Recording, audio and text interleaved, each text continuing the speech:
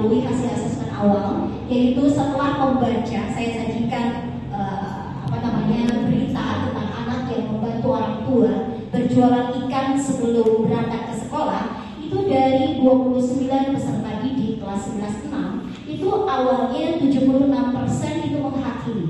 Banyak yang berkata bahwa mereka miskin karena malas, kemudian orang tuanya tidak bertanggung jawab dan lain halnya. Dan 18% peserta didik itu ada yang mengaitkan dengan nilai Islam seperti kita harus husnuzon, kita harus tolong menolong ataupun ta'awun. Dan tentunya hal di sini menunjukkan adanya kesenjangan antara pengetahuan nilai Islam dengan cara pandang peserta didik terhadap realitas kehidupan. Next. Nah, kemudian yang alur yang kedua adalah tantangan atau T. Itu ada hambatan yang harus dijembatani. Ada 4 tantangan. Yang pertama adalah akademik dan berpikir, yaitu pola PAI yang normatif dan tertutup, sehingga pada akhirnya lompatan berpikir dari teks suci atau Al-Quran itu ke analisis sosial belum terbiasa.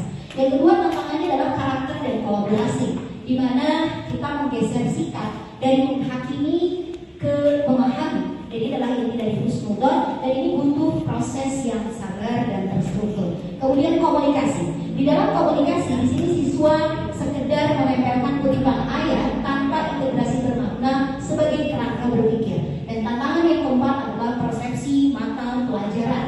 Jadi pendidikan agama Islam di sini dianggap sebuah hal ritual saja, hafalan saja, bukan ruang untuk berpikir kritis. Selanjutnya, alur yang ketiga adalah aksi. Nah, aksi dilakukan dengan 3 pertemuan. Pertemuan pertama itu saya ambil tema tentang mendengar sebelum menghakimi. Di aktivasi dan refleksi awal itu saya membacakan sebuah berita lokal tentang anak yang bekerja membantu orang tua berjualan ikan sebelum sekolah. Nah, beberapa siswa menulis respon pertama secara anonim.